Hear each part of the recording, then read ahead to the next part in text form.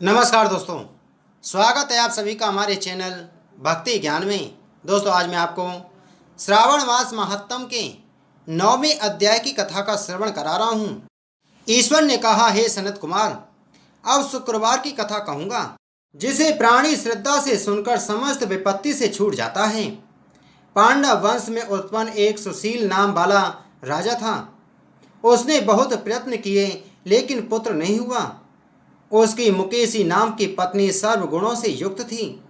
जब पुत्र नहीं प्राप्त हुआ तो वह मैती चिंताग्रस्त हुई। वह स्त्री स्वभाव के कारण प्रत्येक महीने में कपड़े के टुकड़ों को अपने उदर में बांधकर पेट की वृद्धि करती थी। इस तरह साहस के कारण स्वप्रसूति के अनुसार मुकेशी गर्भिणी को खोजती रही।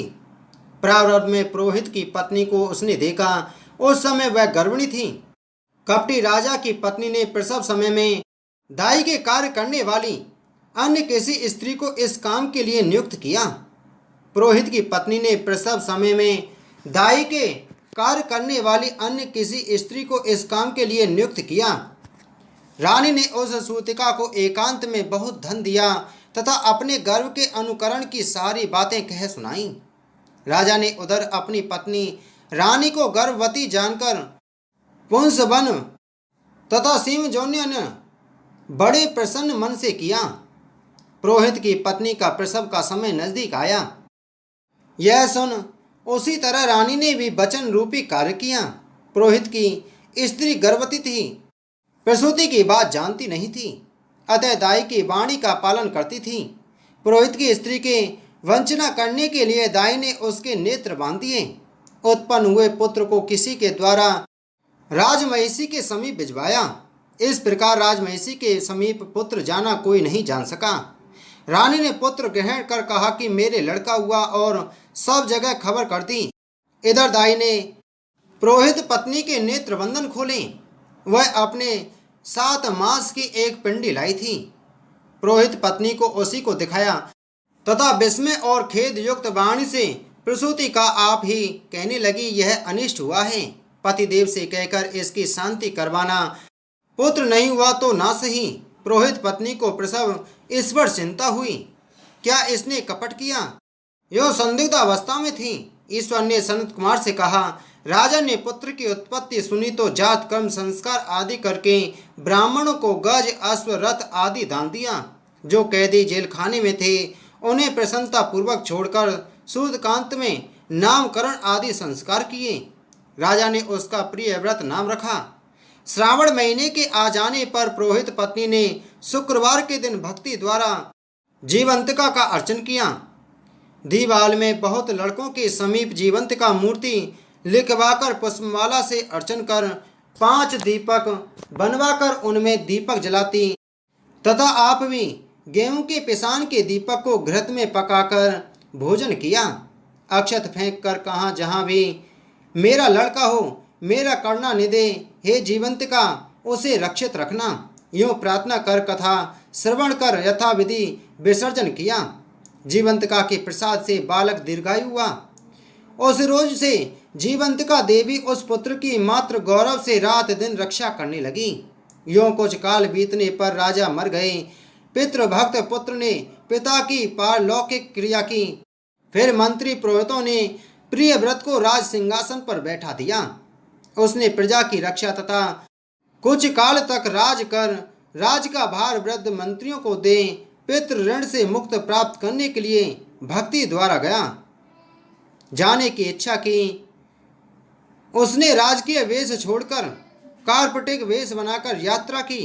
रास्ते में किसी गृहस्थी के मकान में निवास किया। उसी रोज उसकी पत्नी को क्रमशः षष्ठी देवी मार चुकी थी। इस पर लड़के के हो जाने पर 5वें रोज राजा वहां गया था। राजा ने शयन किया तो जब सत षष्ठी देवी बालक ग्रहण करने आई तब षष्ठी देवी को देखकर जीवंतिका ने कहा कि षष्ठी देवी इस राजा को लांग कर मत जाओ। यो जीवंतिका के मना करने पर जैसे षष्ठी देवी आई वैसे ही खाली चली गई। उसने 5वें रोज पुत्र को जीवित देखकर और राजा से प्रार्थना की, राजन आज के रोज मेरे मकान पर आप ठहरे, क्योंकि हे प्रभु आपकी दया से यह मेरा 6वां पुत्र जीवित है। गृहस्थी की ऐसी प्रार्थना सुनकर प्रियव्रत ने वहां निवास किया। फिर गया जाकर पिंड देने लगा। वहां विष्णु पद पर पिंड को देते हुए आश्चर्य हुआ जब पिंड ग्रहण के लिए 2 हाथ निकल पड़े। ऐसी घटना देख वह भूपति विस्मय तथा संदेह करने लगा। क्या करूं? ब्राह्मण अज्ञा से राजा ने विष्णु पद पर ही पिंड दिया। फिर किसी सत्यवादी ज्ञानी ब्राह्मण से पूछा कि ऐसी बातें क्यों हुई। उसके पूछने पर ब्राह्मण देव ने कहा, हे राजन, ये दोनों हाथ पिता के हैं। ऐसा क्यों हुआ, इसकी बातें माता ही कहेंगी। राजा चिंतित तथा दुखित हो मन में अनेक तरह के विचार करने लगा। यात्रा पूरी कर जहाँ लड़का राजा के पहुँचने से जीवित हुआ था, वहाँ जाकर उसी दिन उस गृहस्थी के घर पुत्र जन्म का 5वां रोज था। वह स्त्री प्रसूता थी। इस दूसरे दिन लड़का हो जाने पर रात के समय षष्ठी देवी पुत्र को ग्रहण करने आई। षष्ठी देवी को जीवंतिका ने पुनः मना किया तो षष्ठी देवी जीवंतिका से कहने लगी, हे जीवंतिके, आपको इसकी क्या आवश्यकता रहती है तथा कौन सा व्रत माँ करती है जिस कारण आप रातों दिन इसकी रक्षा करती हैं। षष्ठी देवी की ऐसी वाणी सुन जीवंतिका कुछ हंसती हुई कहने लगी, राजा भी रातों दिन इस निमित्त की जानकारी के लिए जगा हुआ था, सोने का बहाना किए हुए था। उसी समय राजा ने दोनों की सब बातें सुनी। हे षष्ठी देवी, इसकी माँ श्रावण महीने की शुक्रवार के रोज मेरा पूजन तथा व्रत के जो सब नियम करती हैं, उसी नियम को मैं आपसे कहती हूँ। इसकी माँ हरे वर्ण का कपड़ा तथा चोली नहीं ग्रहण करती और हरे वर्ण की कांच की बनी चूड़ी भी अपने हाथों में ग्रहण नहीं करती। चावल के धोबन के जल को कभी नहीं लांघती। हरे पल्लव के मंडप के नीचे नहीं जाती। हरे वर्ण का हो जाने के कारण करेला का साग नहीं खाती। यही सब मेरी प्रसन्नता के लिए करती है। इसी कारण इसकी मैं निरंतर रक्षा करती हूँ तथा इसके लड़के की भी सुरक्षा करती हूँ। यह सब राजा सुनकर सुबह अपने नगर में गया। स्वागतार्थ वहाँ राजा के नगरवासी तथा देशवासी प्राणी आए। राजा ने माता से पूछा, हे माता, आप जीवंतिका का व्रत करती हैं तो उसकी क्या विधि है। राजा के पूछने पर माँ ने कहा, जीवंतिका व्रत में नहीं जानती। राजा ने गया यात्रा के फल प्रातःप्रत्य ब्राह्मणों तथा सुवासिनी को भोजन कराने की अभिलाषा प्रकट कर उन सुवासिनी ब्राह्मणियों के यहाँ हरे वस्त्र, हरी चोली और हरे कांच के कंगन आदि परीक्षार्थ भिजवाए। दूत ने वहाँ यह कहा कि आप सब राजा के घर में भोजनार्थ आवें। पुरोहित की पत्नी राजदूत से कहने लगी, मैं हरे वर्ण की कोई चीज नहीं लेती। पुरोहित पत्नी की ऐसी वाणी सुनकर राजा से दूत ने जाकर कहा, राजा के पुरोहित की पत्नी के लिए रमणीक लाल वर्ण के कपड़े आदि भेजें। पुरोहित पत्नी उन चीजों को ग्रहण कर राजा के घर आई। उसने पूरब वाले दरवाजे पर चावल का धोवन जल तथा हरे वर्ण का मंडप देखकर वह स्त्री अन्य दरवाजे से गई। राजा ने यह देखकर पुरोहित पत्नी को शुक्रवार व्रत का कारण बतलाया। राजा को देखकर उसी समय उसके स्तन से दूध बहने लगा।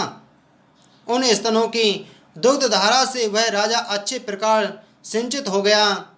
गया जी में 2 हाथ निकलने से तथा रास्ते में गृहस्थी के यहाँ देवी से बातचीत और स्तनों से दूध बहने मात्र से राजा को विश्वास हो गया कि यह मेरी माँ है।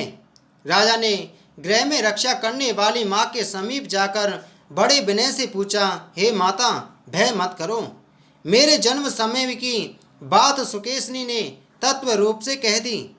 राजा ने इससे प्रसन्न हो अपनी जन्म देने वाली माँ बाप को नमस्कार किया और संपत्ति दे बढ़ाया।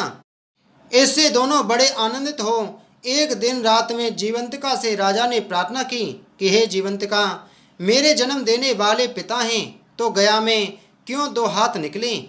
उसी समय स्वप्न में देवी ने संशय नाश कर देने वाली वाणी में कही, हे राजन, मैंने तुझे केवल विश्वास दिलाने के लिए ऐसी माया की थी, इसमें संदेह मत करो। शिव ने सनत कुमार से कहा, हे सनत कुमार, यह श्रावण महीने के शुक्रवार व्रत के सारे महत्तम को कहा। इस व्रत को करने मात्र से प्राणी सब इच्छाओं को प्राप्त कर लेता है। बोलो श्रावण मास महात्म की जय।